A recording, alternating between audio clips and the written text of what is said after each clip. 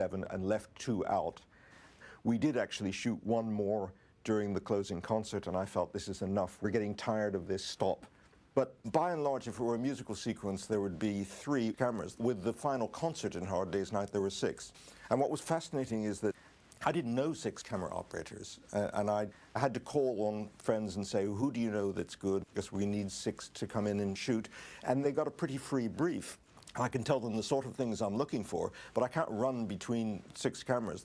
A, the sound was deafening, and B, somewhere on the stage, somewhere behind the stage, shooting back into the audience, and it became very much more a haphazard style of filmmaking. Dick Lester said, you've got to get stuff when they're playing these numbers. So get a couple of those new 10-to-1 zoom lenses and just do what you think. So it gave us total freedom, because you've got to remember that in those days there was no video assist or anything like that. You were the director's eyes, you know, you were doing it and nobody else saw it until tomorrow. To be left to your own devices and get really good stuff, it was terrific. You know, pulling focus across guitar strings and all that sort of stuff. We established a style that's still used today when they photograph pop groups. You know, it's the best way of doing it, you know, get all the hand movements and stuff like that. They shot masses of material, as you can imagine, because there were a lot of numbers being covered. And out of it, when we went to put it all together, of these 6 camera operators, we looked at all the material, and in the end, one of them, who was a very well-known camera operator, we never used 1 foot of his film. Whenever something was about to be interesting, he would move off and look for something else. And it was very revealing and very disturbing. One of the other camera operators, it might be interesting to know, was in amongst the girls in the crowd, and at the end of 4 days shooting had to be taken in an emergency car to his dentist because all his back teeth had come loose from the intensity of the sound. It was driving me mad. I took a bottle of aspirin almost, because, you know, still got to carry on shooting. And I went to the dentist and he said, there's nothing wrong with the tooth. And I said, well, there is. I said, because it's aching. I said, take it out. He reckoned that it was to do with vibration and frequency, something to do with the amalgam vibrating inside your mouth. It was absolute agony. I mean, it really was. The sound was deafening, a high-pitched scream all day once they were let in.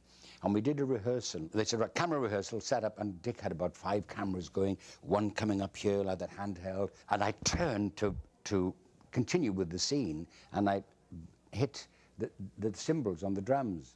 And Ringo said, hey, he's fingering me cymbals.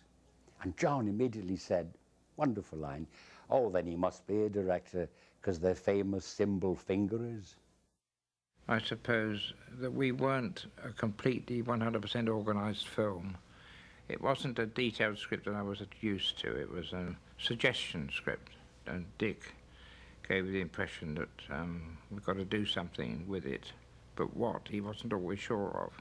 And one time, the boys went out to play, and they started running about on this square, and this helicopter landed, and Dick said, oh, let's try and get on the helicopter and go up and shoot this. So I grabbed an Aeroflex and a battery, and we stuck a bit of rope across the door, and the bloke took us up. And when we got there, I discovered the battery was a worn-out battery, and the camera started off at 24 frames, but it was slowly going to 18, 16, 12, 4. And I thought, well, the only thing hope I got is to stop the lens down, because we're getting more exposure because it's a thing. So I stopped the lens down. But we didn't say anything to Dick, because we had to come down, that was it. But then the following day, he went to see the Rushes, and he came running up to me and he said, you're a bloody miracle, man. He said, how did you do that? He said, I said, well, we had the mistake on the battery. So he said, we must get another helicopter and do some fast movement to the boys, which we did. So, I mean, that came as a bit of luck, really. It was never scripted. It works out very well in the film, doesn't it? I suppose you realise this is private property. Sorry we hurt your field, mister. In our price bracket, we didn't even think about colour. The difficulties that there would have been in making that film in colour were not even worth considering, and none of us felt that it was necessary. Our problem was that we shot for 7 weeks, which meant that we had 3.5 weeks to edit the film, get the music track together, dub it, and get prints for the cinema. And that's a very short period of time. Our picture was called Beatles #1 because we didn't have a title, and I was getting these phone calls from United Artists in New York. Publicity people said, what are we going to call this film? We're putting out the advertising. I said, I don't know, we'll come up with something. And I was bugging them all, and the director and the writer, and saying, come on, you guys, come up with a title. And we couldn't come up with anything. John and I were just chatting. He asked me if I ever heard Ringo misuse the English language, and I said, well, give me an example. He said, well, if we were working it hard at a recording session all night, the next day he would say something like, boy, that was a hard day's night. And when you think about it, it's a very interesting statement. And I said, John, that's a good title for our movie. And he said, I think so. So we went over and asked the director how he felt and the other Beatles, and they all said, fine, great, great. I think they just wanted to be relieved not to have to think of anything anymore. And I telephoned New York, the publicity people at United Artists, and I said, here's your title, A Hard Day's Night. And they said, what? And I said, don't give me an answer. Ask the secretaries, call me tomorrow. And the next day they called me and said, everybody loved the title. So now we had a title. And then it dawned on me, we didn't have a title song. And we had recorded everything. And you know, in filmmaking, you pre-record the songs, and then you photograph the singers singing to their own tracks. So I said to John one night, John, I think we're going to have a song called A Hard Day's Night. He said, what are you talking about? I said, what kind of a producer would I be to have a movie called A Hard Day's Night with the Beatles and not have a Beatles song called A Hard Day's Night? Please, you'll have to write a song. The next morning, he and Paul called me into their dressing room, we were still shooting, and played and sang to me the song A Hard Day's Night. Now, think about this. I got a hit song on demand. That's almost impossible. It was one of their biggest hits. When I was asked to do the poster for the film, they saw some material that the United Artists New York Publicity Office presented in London, and they didn't like it. Walter didn't like it, Dick didn't like it, Peter didn't like it, because it was sort of cartoons with wigs, and I didn't feel that reflected what the Beatles really were. So Walter said, well, look, can you come up with anything? So I said, what about doing a sequence of photographs of each individual so that there's a feeling of animation from each individual Beatle? And I was very happy with the result, both of the poster and of the end credits. So we used very simple techniques to get something that I think was graphically effective. Out of kindness, because we only had a few days before we had it in the cinema, we showed it to the executives who flew in. One of them did say, as you knew they would say, it's fine, but we have to revoice the voices because nobody will understand them. That was absolute truth, and most of them agreed with it. We've become a limited company. And I threw a fit. And so it didn't happen.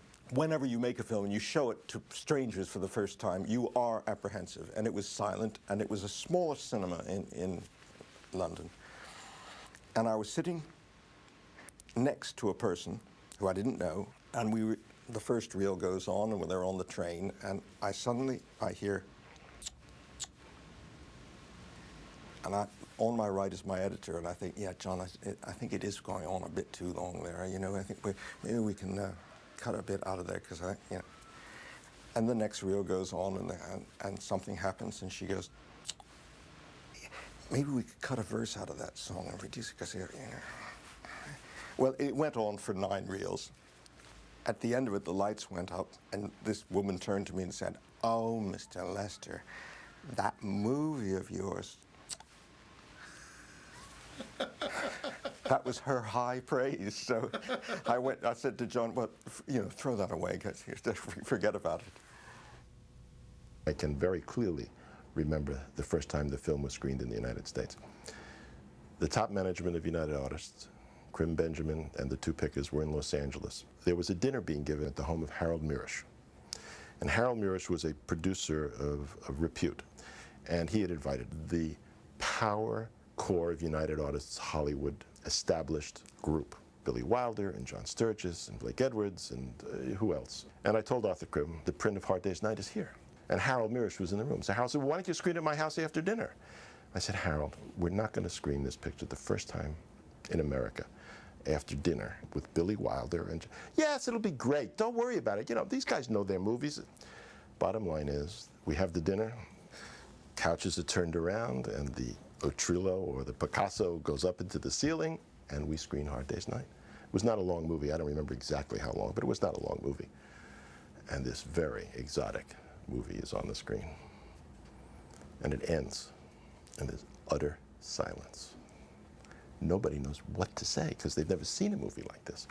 And Bob Benjamin, who was Arthur's other half, Arthur Krim's other half, wonderfully soft-spoken, dear man, turns around to me and he said, I don't know what that was about, but I think we're going to make a lot of money. And that was the first screening of Hard Day's Night in the United States.